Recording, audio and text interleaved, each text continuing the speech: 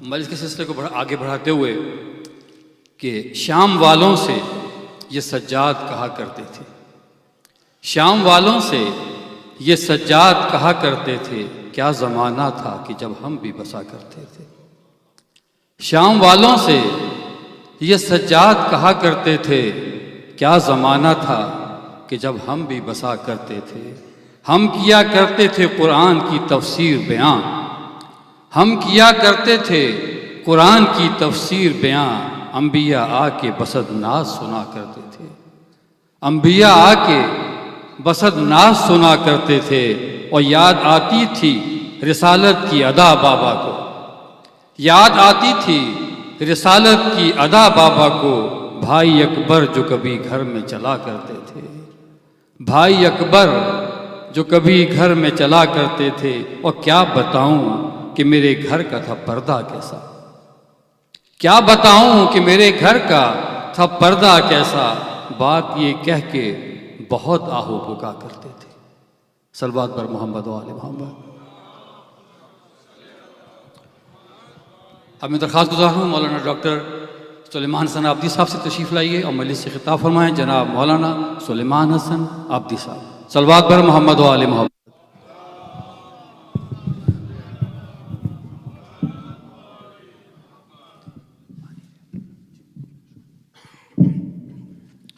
سورة الفاتحة۔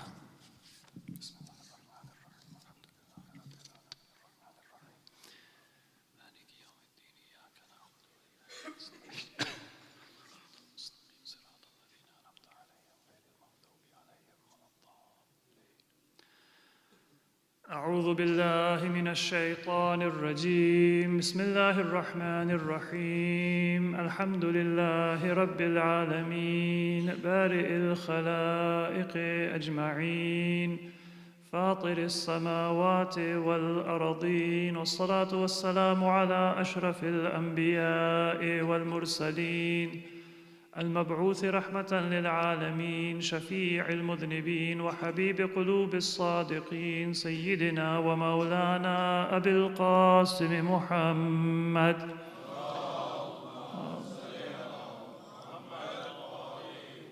وعلى أهل بيته الطيبين الطاهرين، ولعنة الله على أعدائهم إلى قيام يوم الدين. رب اشرح لي صدري ويسر لي أمري واحلل عقدة من لساني يفقه قولي. أما بعد، فقد قال الله عز وجل في القرآن المجيد، بسم الله الرحمن الرحيم، وقل جاء الحق وزهق الباطل إن الباطل كان زهوقا، وننزل من القرآن ما هو شفاء ورحمة للمؤمنين ولا يزيد الظالمين إلا خسارا. صلوا على محمد وآل محمد.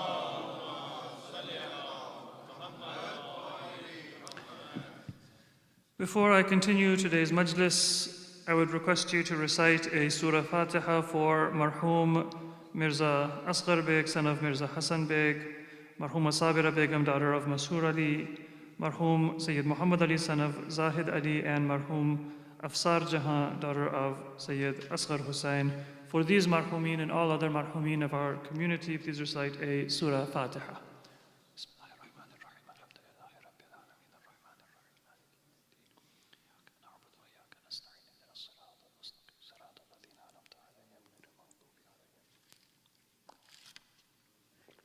صلوا على محمد وآل محمد.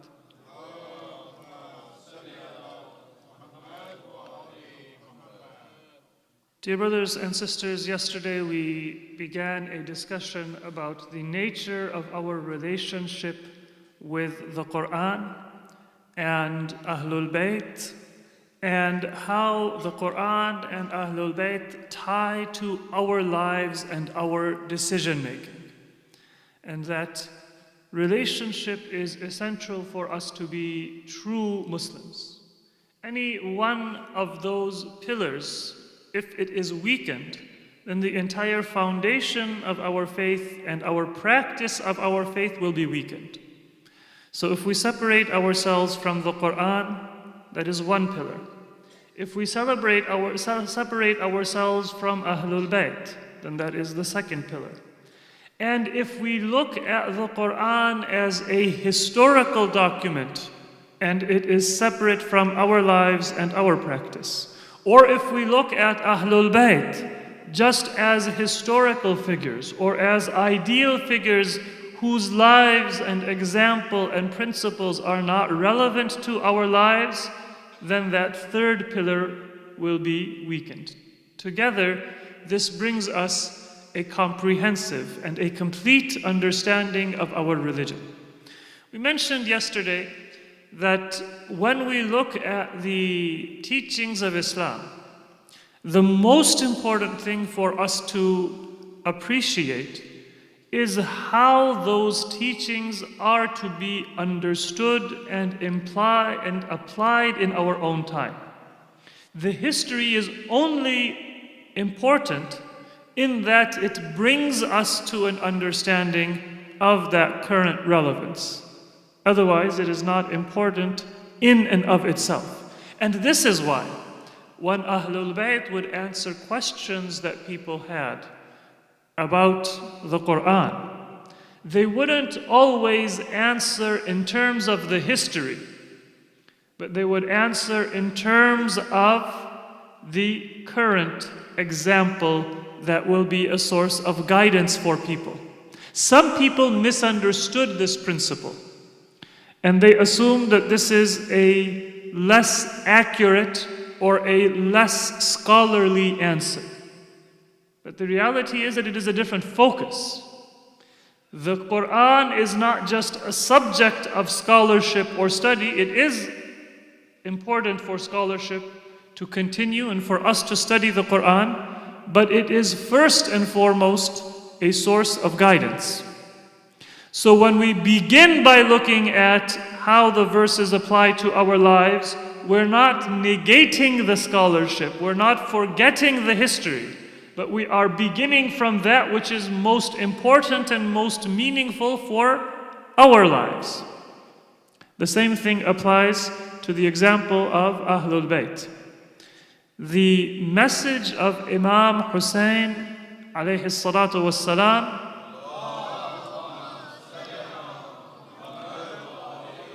is the slogan of Islam. And this is not a slogan that was originated after the Prophet. And this is one of those miracles of Islam. One of those miracles of the preservation of Islam that Allah guaranteed. There is a very unusual reality that many scholars of hadith have admitted. They said that there was only one companion of the Prophet or one associate of the Prophet against whom there was a propaganda campaign to suppress and hide his virtues. And that was our first Imam, Amir al-Mu'mineen, Ali ibn Abi Talib alayhi salatu wassalam. There was an effort to suppress the nobility, the character, the virtues of Imam Ali. His name was banned. Narrating ahadith was banned. In many cases, even narrating tafsir of Quran was banned, not because people had an animosity towards the message of Tawheed in the Quran or the message of Salat in the Quran or the message of Zakat in the Quran, but because if you do tafsir of the Quran, then it also is a biography of the character of Imam Ali, and because of their animosity to Imam Ali, they even prevented people from understanding the true meanings of the Quranic verses. And so this was an effort that continued for many generations, begun by Muawiyah, but it lasted for close to 60 years, until the time of Umar ibn Abdul Aziz. After 90 years from the death of the Prophet had passed, when he began to prevent people from publicly speaking ill of Imam Ali. So several generations of Muslims. And Ahmad ibn Hanbal says that in spite of that suppression, There is no companion of the Prophet about whom more fada'il and manaqib and virtues have been narrated by good isnads. Not just the number of ahadith, because it is very easy to have a multiplicity of ahadith, but sometimes they are not authentic. There are no manaqib of any other companion to the extent that there are of Imam Ali, narrated by authentic chains of transmission. This is something which is admitted. Just the one hadith that we can say is mutawatir in every generation. You've all heard the definition of mutawatir. Mutawatir is a hadith that is so widely transmitted that there is no doubt that it is accurate. All Muslims believe that in theory, a mutawatir hadith is to be accepted. But in practice, if you ask people, what are those mutawatir ahadith? Then we don't have examples of ahadith.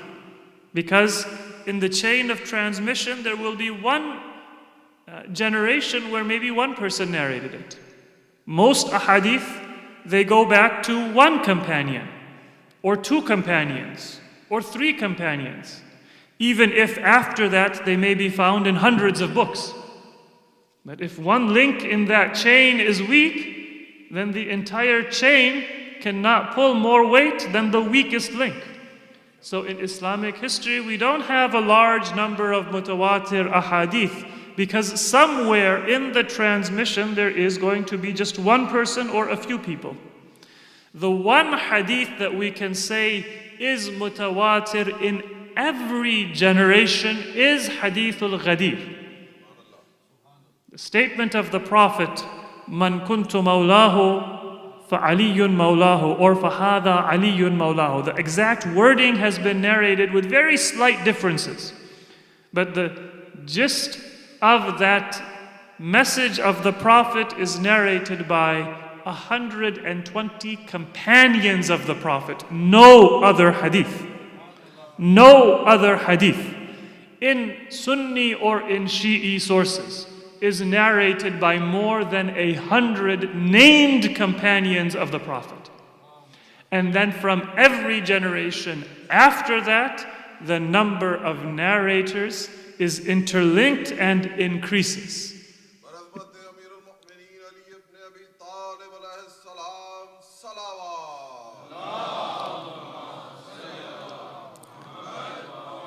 This is one of the miracles of Islam. In spite of the money, in spite of the threat of imprisonment, this hadith was not suppressed.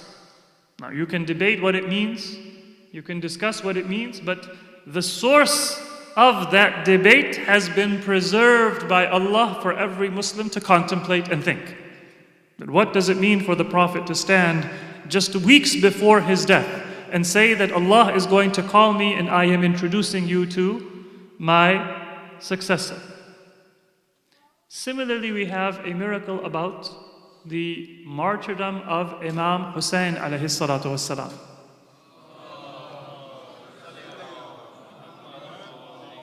Many people, they have that question because there is a certain respect that the lovers of Ahlul Bayt give to the land of Karbala. For example, we believe that even the dust of Karbala has barakah. And there are certain recommendations. The greatest recommendation is that when you do sujood, when you prostrate in prayer, it is required, according to the teachings of Ahlul Bayt, that you prostrate on something that comes from the earth. Not on a carpet, not on silk or on synthetic cloth, but on the earth or something that comes from the earth. That means that you can do sujood, prostration, on a stone, on wood, on a leaf, on any kind of natural substance, as long as it is not clothing that is worn, like cotton, or food that is eaten, like lettuce or other foods that are eaten. But the best substance for you to do sujood on, for you to prostrate on, is the dust of Karbala.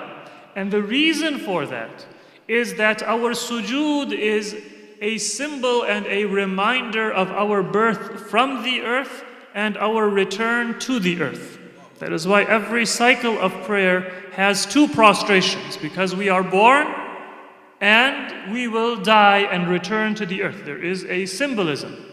And when we prostrate on the dust of Karbala, then we are reminding ourselves that as believers we believe that our creation is from the substance of Ahlul Bayt. Shi'atuna khuliqu min fadili tinatina. Our Shia have been created from our substance. And so they have an attachment to us. They have a love for us. They have an affiliation with us. And then when we want to leave this earth, we want to leave when we return to the path and the company of Muhammad wa Ali Muhammad. There is no more noble death than the death of martyrdom, and a death that is in the path and in the movement of Imam Hussein. This is a teaching of Islam. This belief that there is barakah in the sand of Karbala, there is barakah in doing ziyarah of Karbala. Many Muslims ask, and sometimes, especially those who are not followers of Ahlul Bayt, they ask this question, that is this something that came after the Prophet? Because Islam cannot change after the Prophet. After the Prophet, nothing is going to become wajib that the Prophet did not make wajib. Nothing is going to be made mustahab or makruh or haram that was not brought into the Sharia by the Prophet. Because he is khatamun nabiyyin, he is the seal of prophets. Al-yawm akmaltu lakum dinakum. Islam was completed for the Prophet and then brought by the Prophet in its completed form and given to the Muslims. And if that question comes that Karbala took place after the time of the Prophet, how is it possible for this to be a sunnah of Islam? Then the answer to that is that focus on the importance of Karbala is not something that took place after the Prophet. It was brought by the Prophet and it was taught by the Prophet. This is that one event in Islamic history where it was mourned before it took place. It is a crime that some Muslims say, is it valid for us to mourn Karbala when it was martyrdom and success for Imam Hussein? Or some people say it took place more than 1300 years ago, almost 1400 years ago. And now you are mourning it after so many centuries have passed. After a tragedy has passed, it is not unusual for people to mourn even after a long time has passed, especially if the tragedy is still alive and continuing. But what is unique about Karbala is that it was mourned by the Prophet 60 years before it took place. And it was mourned even from when Imam Hussein alayhi salam was born. The Prophet shed tears. And the miracle that I was describing is that this is not just found in the ahadith of Ahlul Bayt, but these ahadith are found with authentic narrations in Shi'i and Sunni sources. In Musnad Ahmad ibn Hanbal, you will find narrations that the Prophet mourned for Imam Hussein before Karbala took place. The Prophet not only mourned for Imam Hussein, but he introduced people to Karbala. And he showed people that land where his grandson would be martyred. And so it was a sunnah, it was a practice, it was a recommendation that the Prophet was establishing, which is that Karbala will symbolize Islam. And that commemoration and remembrance of Karbala, that is not something that was introduced or begun by Lady Zainab or by Imam Zainul Abidin. They were the first to mourn Karbala after it took place. But the first person to mourn Karbala on this earth was the Messenger of Allah, Rasulullah sallallahu alayhi wa alihi. Sallu ala Muhammad wa ali Muhammad.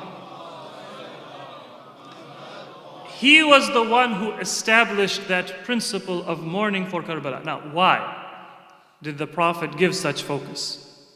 It was need our Hajj if that Hajj is not about dua. So the nature of our relationship and our connection, not just to Allah, but to Ahlul Bayt, it is through prayer. And this is the principle that was established by our fourth Imam. Imam Zainul Abidin alayhi salatu wasalam did two things in his imamat. 35 years he survived after Karbala. One is he established that principle that whatever you say, you should remember Imam Hussein alayhi salatu wassalam whenever you gather with your fellow believers. And the second principle is that you should pray in a way that you realize that everything that you have and everything that you want, it comes from Allah. Even in a hadith, if your shoelace breaks, nowadays people have fancy shoes, I don't know if they still have shoelaces or not, but back in the day before modern technology, people used to have shoelaces, they would tie their shoes with them. And ahadith say that even if your shoelace breaks, this is something very simple, we figure that we can fix that on our own. I don't need Allah for that. I need Allah for something major. I'm getting married, I need Allah. I'm buying a house, I need Allah. I'm trying to apply for a very difficult fellowship, I need Allah subhanahu wa ta'ala. I'm trying to get into a difficult school, I need Allah. But if I'm just going to drive down the street, pick up some groceries and back, I don't need Allah for that. The long journey when I'm driving all day, hundreds of miles, then I need Allah and I will recite Surah Fatiha, I'll recite Ayatul Kursi, I will give sadaqah, but the short one, I don't need Allah for. Hadith tell us that no, there is a meaning for dua. And the meaning for dua is to realize that whether it's a long journey or a short journey, Allah has given you strength, Allah has given you power, Allah has given you the ability to accomplish your goals.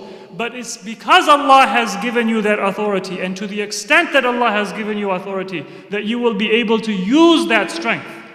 It might be the case that something very simple and straightforward will not be possible for you to accomplish. And sometimes something very difficult, Allah will make it easy for you and you will reach the result before you ever thought possible. And this is why every action that we do, it is to begin with dua. And that principle, established by our fourth Imam, it answers all of the questions that people have about dua. Any question people have about dua, it's answered from this principle that dua is the beginning of your action. Whatever your action is supposed to be, your dua should conform with that action. So sometimes people say that why is it that if Allah knows best, I should make specific dua? Let's say that I'm applying to get into college, or I'm applying for a new position for work. So should I say, Allah, give me whatever is best? Or should I say, Allah, let me get accepted into that job or that program that I'm looking for? Which dua is better? Well, in principle, we should say, Allah, you know best. So, give me whatever you know, not what I know. But a hadith tell us, no. Don't ask Allah, Allah, if it's best, cure me, and if it's not best, don't cure me. A hadith don't tell us that, oh Allah, I'm in debt. If it's good for me, help me pay off my debt, and if it's not good for me, keep me poor. Our ahadith don't tell us that we should pray without being decisive. Why? Because in action, Allah does not want us to be indecisive. Since dua is the beginning of our actions, and our actions are to be done decisively, our prayers should also be decisive. And so I should say that Allah, help me get into this program that I have applied to because I'm going to study for it. I'm going to prepare for it. I'm going to work for it. Oh Allah, help me get cured when I am sick because I'm going to get treatment and I'm going to take care of my health. It is your trust that you have given me. Oh Allah, I will try to have my debts repaid. Help me pay my debts because I'm going to work to pay my debts.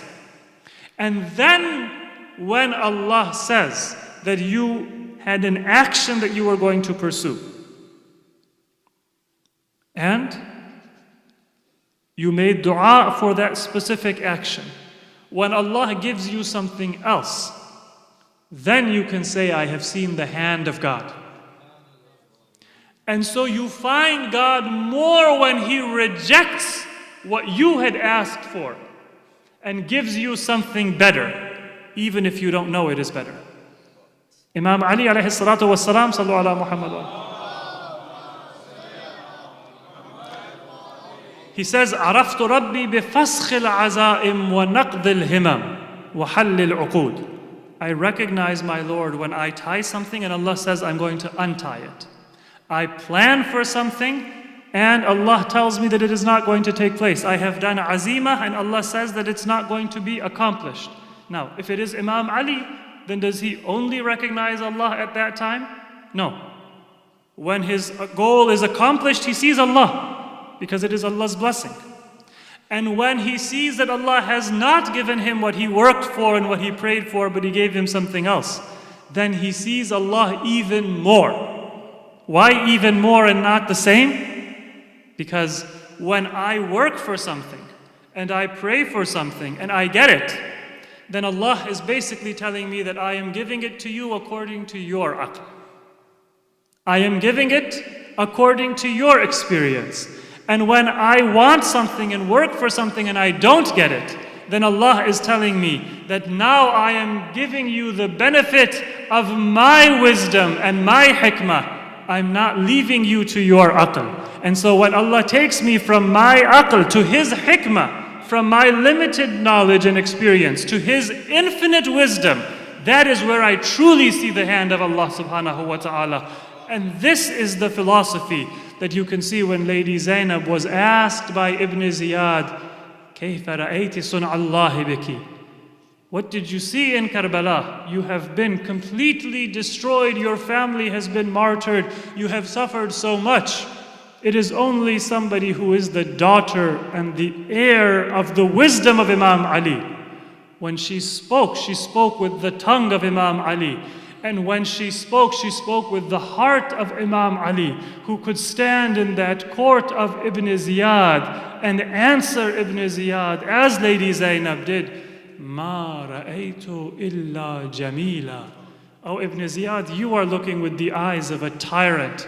You are looking with the eyes of this world. And what I see is that Allah gave us the greatest result that He gives to the most noble of His servants. I saw nothing but beauty in Karbala. I see the flower of my eyes. They went for martyrdom, and Allah accepted their martyrdom. Those who were young, those who were old, those who could not lift a sword, Allah accepted all of them in martyrdom. What greater gift could Allah subhanahu wa ta'ala give to me than this gift? Ye thi musibat Kufe ki, Janab Sayyida ki, Janab Zainul Abidin ki, jis shahar ki shahzadi thi Janab Zainab, कूफे में अब Asir होके आई हैं. मुसीबत कूफे की Karbala से भी ज़्यादा शदीद थी. तसव्वुर कीजिए इमाम ज़ैनुल आबिदीन इब्न ज़ियाद के दरबार में हैं और इब्न ज़ियाद इमाम की तरफ देखता है, कहता है कि ये कौन है? तो बताया जाता है ये अली इब्न हुसैन है. इब्न ज़ियाद अपनी गुस्ताख ज़बान से कहता है कि क्या अल्लाह ने अली इब्न हुसैन को कत्ल नहीं किया? तो इमाम ने उस वक्त जवाब दिया, मेरा एक भाई था. और किस कलेजे से इमाम ने अली अकबर का उस वक्त जिक्र किया होगा. मुसीबत सारी आंखों के सामने नज़र आ रही होगी. मेरा एक भाई था, उसका नाम अली था, लोगों ने उसे कत्ल किया. और जब इस बहादुरी के साथ इमाम ने इब्न ज़ियाद का जवाब दिया तो इब्न ज़ियाद को गैज़ आया. कहा कि ये कौन है जो मेरी दरबार में इस तरह से मुझे जवाब देता है? इसको कत्ल कर दिया जाए. जनाब ज़ैनब आगे बढ़ी. कहा कि अगर आपको कत्ल करना, अगर तुझे कत्ल करना है तो पहले मुझे मारना होगा, उसके बाद मेरे भतीजे ज़ैनुल आबिदीन को आप कत्ल कर सकोगे. तो इब्न ज़ियाद की वो इरादा वो ख़त्म हुआ और जनाब ज़ैनब ने इस तरह से इमाम ज़ैनुल आबिदीन की जान बचाई اور ایک روایت زید ابن ارقم کی ہے. زید ابن ارقم بوڑھا صحابی رسول اس وقت دربار ابن زیاد میں حاضر تھے اور دیکھتے ہیں کہ ایک تشت پہ امام حسین کا سر لایا جاتا ہے اور ابن زیاد کے گستاخ ہاتھوں میں ایک چھری ہے اور اس چھری کے ساتھ وہ امام کے سر مبارک کے ساتھ گستاخی کر رہا ہے. زید ابن ارقم سے برداشت نہ ہو سکا. کہا کہ ابن زیاد تو کیا کر رہا ہے؟ جس جگہ تو چھری سے مار رہا ہے میں نے رسول اللہ کے ہونٹ اس جگہ پہ دیکھا ہے. اور یہ کہہ کے زید ابن ارقم اتنا روئے کہ روتے روتے بے ہوش ہو گئے. اور اسی منظر کو امام زین العابدین بھی دیکھ رہے تھے. ہو سکتا ہے کہ امام زین العابدین نے اس وقت جناب سکینہ کی طرف مڑ کے کہا ہوگا کہ میری بہن سکینہ ابھی صبر کا وقت ہے, ابھی صبر کیجئے. یہی سر امام حسین ہے جو عنقریب آپ کی گودی میں واپس آئے گا. ابھی صبر کا مقام ہے.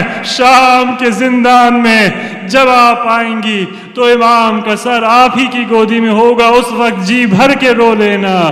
یہ مصیبت تھی اہل بیت کی جو کوفہ و شام میں ان کو برداشت کرنی پڑی. انا للہ و انا الیہ راجعون. وسیعلم الذین ظلموا ای منقلب ینقلبون. Oh Allah, accept our remembrance of the path of Ahlul Bayt and keep us on their path and loyal to their mission in this life and in the hereafter. For all of your own marhumeen, for the shuhada of Islam, and for the ulama of Islam, let us remember them in our dua and in our prayers by reciting a Surah Fatiha. Bismillahirrahmanirrahim. Alhamdulillahi Rabbil Alameen. Ar-Rahmanir-Rahim. Maliki Yawmiddin.